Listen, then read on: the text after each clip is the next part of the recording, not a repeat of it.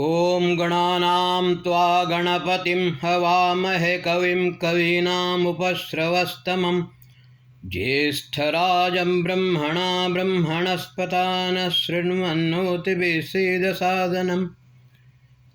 ನನ್ನ ಸಮಸ್ತ ಪ್ರೀತಿಯ ಬಂಧು ಭಗಿನಿಯರಿಗೆ ಡಾಕ್ಟರ್ ಸುಕುಮಾರ ಶಾಸ್ತ್ರಿ ಮಾಡುವ ವಂದನೆಗಳು.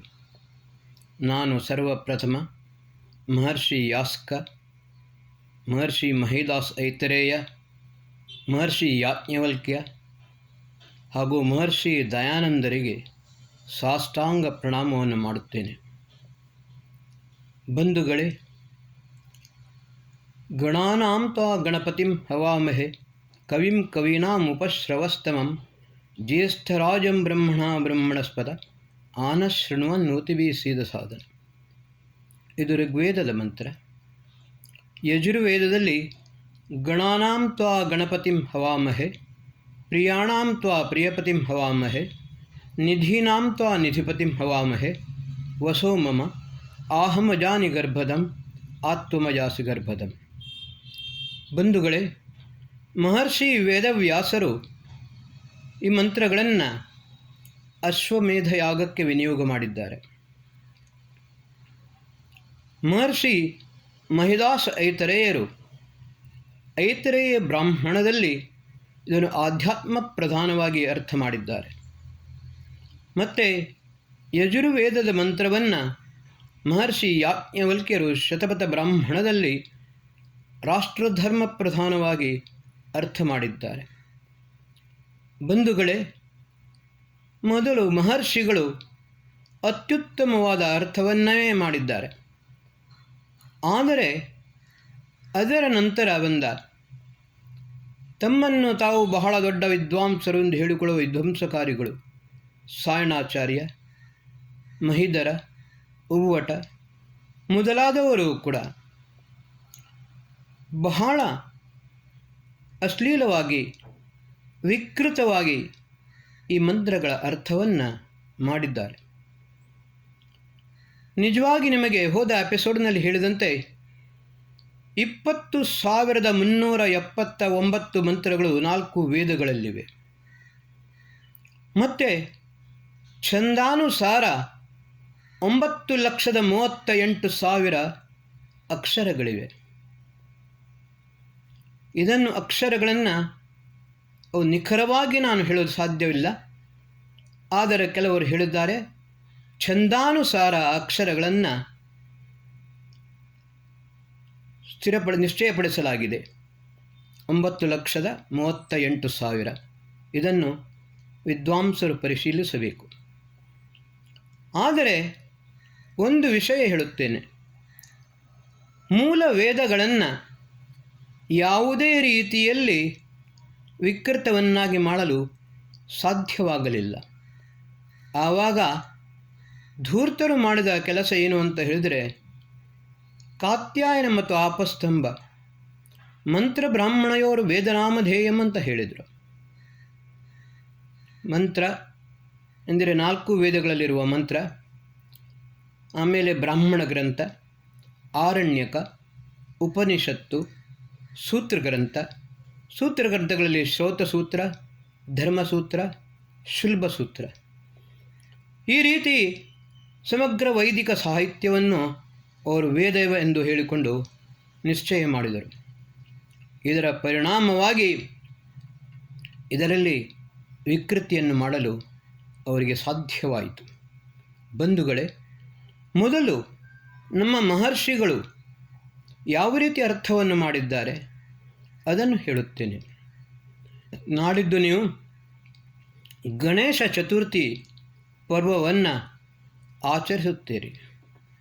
ಬಂಧುಗಳೇ, ಗಣಾನಾಂ ತ್ವಾ ಗಣಪತಿಂ ಹವಾಮಹೆ, ಸಕಲ ಜೀವ ಮಾತ್ರರ, ಸಕಲ ಚರಾಚರ ಜಗತ್ತಿನ ಸೃಷ್ಟಿಕರ್ತ, ಪಾಲಕ ಮತ್ತು ಲಯಕರ್ತ, ಸಂಹಾರಕ ಆ ಪರಮಾತ್ಮ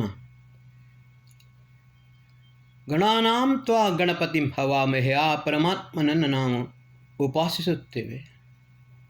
ಕವಿಂ ಕವೀನಾಂ ಮಹರ್ಷಿ ಯಾಸ್ಕರು ಕವಿ ಶಬ್ದಕ್ಕೆ ಕವಿ ಕ್ರಾಂತದರ್ಶಿ ಭವತಿ ಅಂತ ಹೇಳಿದ್ದಾನೆ. ಸಂಪೂರ್ಣ ಪೂರ್ವಾಪರ ತ್ರಿಕಾಲ ಬಾಧಿತ, ಭೂತಕಾಲದಲ್ಲಿ ಆದದ್ದು, ವರ್ತಮಾನ ಕಾಲದಲ್ಲಿ, ಭವಿಷ್ಯತ್ತಿನಲ್ಲಿ ಕೂಡ. ಯಾಕಂತ ಹೇಳಿದರೆ ವೇದ ಕಾಲಾತೀತ. ಯಾವ ರೀತಿ ಪರಮಾತ್ಮನು ಕಾಲಾತೀತನು, ಅದೇ ರೀತಿ ಪರಮಾತ್ಮನ ಜ್ಞಾನವೂ ಕೂಡ ಕಾಲಾತೀತ. ಸ ಪೂರ್ವೇಷಾಮಪಿ ಗುರು ಕಾಲೇನ ಅನವಚ್ಛೇದಾತ್. ಸ ಪೂರೇ ಬಿರಿಸಿಬಿರಿಡ್ಯೋ ನೂತನೇ ಇರುತ್ತ. ಬಂಧುಗಳೇ, ಪ್ರತಿಯೊಂದು ಯುಗಾಂತರಗಳಲ್ಲಿ, ಪ್ರತಿ ಸೃಷ್ಟಿಯ ಆರಂಭದಲ್ಲಿಯೂ ಪರಮಾತ್ಮ ಈ ಜ್ಞಾನವನ್ನು ಕೊಡುತ್ತಾನೆ. ದೇವಸ್ಯ ಪಶ್ಯ ಕಾವ್ಯಂ ನ ಮಮಾರ ನ ಜೀರ್ಯತಿ. ಆ ಪರಮಾತ್ಮನ ಕಾವ್ಯ ಅಂತ ಹೇಳಿದರೆ ಸದಾ ನಿರಂತರವಾಗಿ, ಶಾಶ್ವತವಾಗಿ, ನಿತ್ಯ, ನೂತನ, ಸಂಪೂರ್ಣ ಸತ್ಯ, ಸಮಗ್ರ ಜ್ಞಾನದ ಭಂಡಾರ. ಅಂತಹ ವೇದಗಳನ್ನು ಪಶ್ಯ, ಅಧ್ಯಯನ ಮಾಡು. ನ ಮಮಾರ ನ ಜೀರ್ಯತಿ. ಪಲ್ಯ ಅಂತ ಹೇಳಿದರೆ ಕೇವಲ ನೋಡುವುದು ಮಾತ್ರವಲ್ಲ, ನಾವು ಕಣ್ಣಿನಿಂದಲೂ ಕೂಡ ಓದುತ್ತೇವೆ. ಮತ್ತು ಕಣ್ಣಿನಿಂದ ಓದಿದ್ದನ್ನು ಮನಸ್ಸಿನ ಮುಖಾಂತರ ಬಹಳ ಬೇಗ ಗ್ರಹಿಸಿಕೊಳ್ಳುತ್ತೇವೆ. ಅದಕ್ಕೋಸ್ಕರ ದೇವಸ್ಯ ಪಶ್ಯ ಕಾವ್ಯಂ, ಬಾಯಿಂದ ಹೇಳದೆ ಕೂಡ ಮನಸ್ಸಿನಲ್ಲಿಯೇ ಗ್ರಹಿಸಿಕೊಂಡು ಅದನ್ನು ನಾವು ಅರ್ಥ ಮಾಡಿಕೊಳ್ಳುತ್ತೇವೆ. ನ ಮಮಾರ ನ ಜೀರ್ಯತಿ. ಎಂದಿಗೂ ನಾಶವಾಗುವುದಿಲ್ಲ, ಎಂದಿಗೂ ಜೀರ್ಣವಾಗುವುದಿಲ್ಲ. ಈ ರೀತಿ ಗಣಾನಾಂ ತ್ವಾ ಗಣಪತಿಂ ಹವಾಮಹೇ ಕವಿಂ ಕವೀನಾಂ ಉಪಶ್ರವಸ್ತಮಂ. ಅತ್ಯಂತ ನಿಕಟದಲ್ಲಿಯೂ ಕೂಡ ಅವನು ಶ್ರವಣ ಮಾಡುತ್ತಾನೆ, ಗ್ರಹಿಸಬಲ್ಲ. ನಾವು ಮನಸ್ಸಿನಲ್ಲಿಯೂ ಹೇಳಿದ್ದನ್ನು ಕೂಡ ಅವನು ಗ್ರಹಿಸುತ್ತಾನೆ. ಆದ ಕಾರಣ ಅವನಿಂದ ತಪ್ಪಿಸಿಕೊಳ್ಳಲು ಯಾರಿಗೂ ಸಾಧ್ಯವಿಲ್ಲ. ಉಪಶ್ರವಸ್ತಮಂ. ಆಮೇಲೆ ಗಣಾನಾಂ ತ್ವಾ ಗಣಪತಿಂ ಹವಾಮಹೇ ಕವಿಂ ಕವೀನಾಂ ಉಪಶ್ರವಸ್ತಮಂ ಜ್ಯೇಷ್ಠರಾಜಂ ಬ್ರಹ್ಮಣ ಬ್ರಹ್ಮಣಸ್ಥ. ಜ್ಯೇಷ್ಠ, ಎಲ್ಲರಿಗಿಂತಲೂ ಜ್ಯೇಷ್ಠ. ಜ್ಯೇಷ್ಠ ರಾಜಂ, ರಾಜ್ಯದೀಪ್ತೌ. ಸಂಪೂರ್ಣ ಜಗತ್ತಿಗೆ ಪ್ರಕಾಶವನ್ನು ಕೊಡುವ ಬ್ರಹ್ಮಣ ಬ್ರಹ್ಮಣಸ್ಪತ. ಜ್ಞಾನ, ಅದರ ಮೂಲಕ ಬ್ರಹ್ಮಣಸ್ಪತಿ. ಅವನು ಸಕಲ ಜ್ಞಾನದ ಭಂಡಾರ, ಸರ್ವರಿಗೂ ಜ್ಞಾನವನ್ನು ಪ್ರದಾನ ಮಾಡುವವ, ಸರ್ವಜ್ಞ. ಜ್ಯೇಷ್ಠರಾಜಂ ಬ್ರಹ್ಮಣ ಬ್ರಹ್ಮಣಸ್ಪತ ಆನ ಶೃಣ್ವನ್ ಊತಿಭಿ ಸೀದ ಸಾಧನಂ. ಆ ಪರಮಾತ್ಮನು ನಮ್ಮ ಪ್ರಾರ್ಥನೆಗಳನ್ನು ಕೇಳಿಕೊಂಡು ನಮಗೆ ಎಲ್ಲ ವಿಧದಲ್ಲಿ ಅನುಗ್ರಹ ಮಾಡಿಕೊಂಡು ಸದಾಕಾಲ ರಕ್ಷಣೆಯನ್ನು ಮಾಡುತ್ತಾ ನಮ್ಮ ಅಂತಃಕರಣದಲ್ಲಿ ಸ್ಥಿರವಾಗಿರಲಿ. ಬಂಧುಗಳೇ, ಮಹರ್ಷಿ ಮಹಿದಾಸ ಐತರೇಯರು ಋಗ್ವೇದದಲ್ಲಿ, ಐತರೇಯ ಬ್ರಾಹ್ಮಣದಲ್ಲಿ ಈ ರೀತಿಯ ಅರ್ಥವನ್ನು ಮಾಡಿದ್ದಾರೆ. ಯಜುರ್ವೇದ ಅಲ್ಲಿ ಶತಪಥ ಬ್ರಾಹ್ಮಣದಲ್ಲಿ ಮಹರ್ಷಿ ಯಾಜ್ಞವಲ್ಕ್ಯರು ಈ ರೀತಿ ಅರ್ಥ ಮಾಡುತ್ತಾರೆ. ಗಣಾನಾಂ ತ್ವಾ ಗಣಪತಿಂ ಹವಾಮಹೇ, ಪ್ರಿಯಾಣಾಂ ತ್ವಾ ಪ್ರಿಯಪತಿಂ ಹವಾಮಹೇ, ನಿಧೀನಾಂ ತ್ವಾ ನಿಧಿಪತಿಂ ಹವಾಮಹೇ, ವಸೋ ಮಮ ಆಹಮಜಾನಿ ಗರ್ಭದಂ ಆತ್ಮಜಾಸಿ ಗರ್ಭದಂ. ಬಂಧುಗಳೇ, ಗಣಾನಾಂ ತ್ವಾ ಗಣಪತಿಂ ಹವಾಮಹೇ ಇದು ಮೊದಲಿನಂತೆ ಅರ್ಥ ಮಾಡಬಹುದು. ಆದರೆ ಯಜುರ್ವೇದದಲ್ಲಿ ಅಶ್ವಮೇಧ ಯಾಗಕ್ಕೆ ಅಶ್ವೋ ವೈ ರಾಷ್ಟ್ರಂ, ರಾಷ್ಟ್ರಂ ವಾ ಅಶ್ವಮೇಧ ಎಂದು ಹೇಳುತ್ತಾರೆ.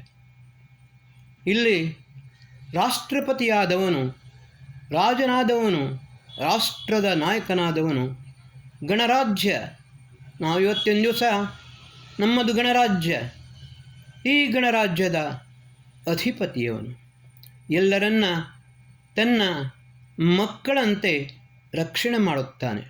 ಯಾವ ರೀತಿ ಶ್ರೀಕೃಷ್ಣ ಎಲ್ಲರ ರಕ್ಷಣೆಯನ್ನು ಪೋಷಣೆಯನ್ನು ಮಾಡಿದ್ದಾನೋ ಅದೇ ರೀತಿ ಪ್ರತಿಯೊಬ್ಬ ರಾಷ್ಟ್ರದ ನಾಯಕನು ಸಂಪೂರ್ಣ ರಾಷ್ಟ್ರದ ಸಂರಕ್ಷಣೆಯನ್ನು ಮಾಡಬೇಕು. ಪ್ರಿಯಾಣಾಂ ತ್ವಾ ಪ್ರಿಯಪತಿಂ ಹವಾಮಹೇ. ರಾಷ್ಟ್ರ ನಾಯಕನು ಎಲ್ಲರಿಗೂ ಪ್ರಿಯನಾದವನಾಗಬೇಕು. ಯಾರಿಗಲ್ಲಿಯೂ ಕೂಡ ರಾಗ ದ್ವೇಷ ಅವನಲ್ಲಿ ಇರಬಾರದು. ಪ್ರಿಯಾಣಾಂ ತ್ವಾ ನಿಧೀನಾಂ ತ್ವಾ ನಿಧಿಪತಿಂ ಹವಾಮಹೇ. ಅವನು ಸಕಲ ಸಂಪತ್ತನ್ನು ಸಮೃದ್ಧ ರಾಷ್ಟ್ರವನ್ನು ಸಮೃದ್ಧವನ್ನಾಗಿ ಮಾಡಿಕೊಂಡು ಅದರ ಸರಿಯಾದ ವಿನಿಯೋಗವನ್ನು ಮಾಡಬೇಕು. ಯಾವುದೇ ರೀತಿಯ ಪಕ್ಷಾತೀತವಾದ ಮಾಡದೆ ಭೇದ ಭಾವವನ್ನು ಮಾಡದೆ ಸರ್ವರಿಗೆ ಸಮಾನವಾಗಿ ಅದನ್ನು ವಿನಿಯೋಗ ಮಾಡಬೇಕು.